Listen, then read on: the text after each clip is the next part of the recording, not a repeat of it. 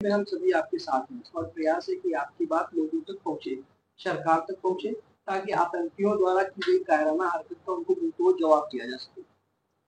घटना के वक्त जब आप ऊपर गई थी तो लगभग कितने लोग रहे होंगे वहां पे, और ऊपर जाने के कितने टाइम बाद ये हादसा हुआ था?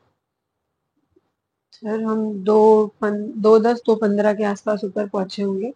उसके बाद हम अंदर कुछ नहीं तो 400 से 500 से नीचे की भीड़ नहीं रही। आराम से इतने लोग तो रहे होंगे क्योंकि वो बहुत बड़ी रैली है। और हम घुसते ही हमने लेफ्ट साइड पे स्टॉल्स हैं, तो शुभम ने कहा कि मैगी खाते हैं। उसने मैगी का ऑर्डर दिया और राइट साइड पे हम लोग आके बैठ गए। मैं शुभम बस गेट से 30 मीटर दूर बैठे थे। मेरे से थोड़ा दूर मेरी बहन बैठी थी क्योंकि हमारी अभी अभी शादी हुई थी, तो उनका था कि तुम दोनों को थोड़ा टाइम दे। और मेरी मम्मी भी ऐसे ही वॉक कर रही थी, सब देख रही थी। पापा वॉशरूम गए थे क्योंकि नीचे से चढ़ के ऊपर आए तो थक गए, वो वॉशरूम गए। ये सिनेरियो हमारा था। बाकी लोग वहाँ जिप लाइन कर रहे थे, कुछ लोग बंजी जंपिंग कर रहे थे, बहुत सारे गेम्स हैं वहाँ पे। कश्मीरी कपड़े ट्राई करवाए जाते हैं फोटो शूट वूट के लिए, वो लोग भी थे वहाँ पे। तो बहुत बहुत ज्यादा तादाद में लोग थे।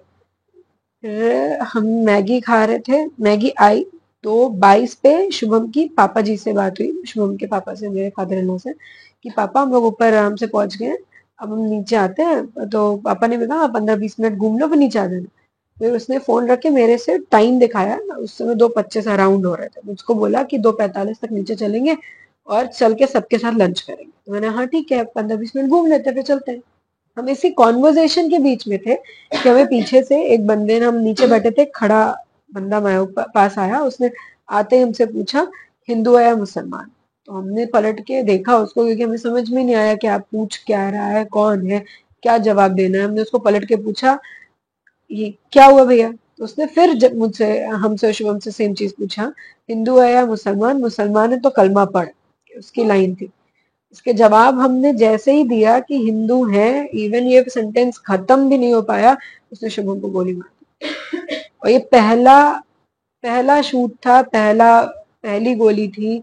इसकी वजह से बहुत लोग वहां पे उसके बाद ही अफरा तफरी मचने लगी। उसके बाद लोग भागने लगे अपने को बचाने के लिए, इधर उधर होने लगे। ये पहली गोली थी। जैसे कि यदि सरकार द्वारा शुभम को शहीद का दर्जा दिया जाता है, उसके बाद आप और क्या चाहती हैं, जैसे कि सरकारी नौकरी या फिर कोई अन्य मांग? सर हमारे परिवार हम सबकी सिर्फ एक ही मांग है, शहीद का दर्जा। क्योंकि मैं और ये परिवार नहीं चाहता कि शुभम या वहां के जितने भी 26 27 28 लोग हैं वो गुमनामी की मौत ऐसे ही मर जाएं। तो सिर्फ सिर्फ शहीद का दर्जा, यही हमारी मांग है। हादसे से उबर पाना अब इस जीवन में तो मुमकिन नहीं होगी, लेकिन जिंदगी यही नहीं रुक जाएगी। लंबे जीवन में जीविका के लिए कुछ करना पड़ेगा। आप आगे क्या करना चाहती हैं?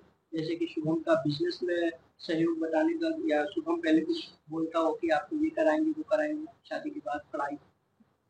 शुभम मेरे से क्या बोलते थे उसको तो मैं क्या बताऊं, मेरे उसके बीच की बातें हैं।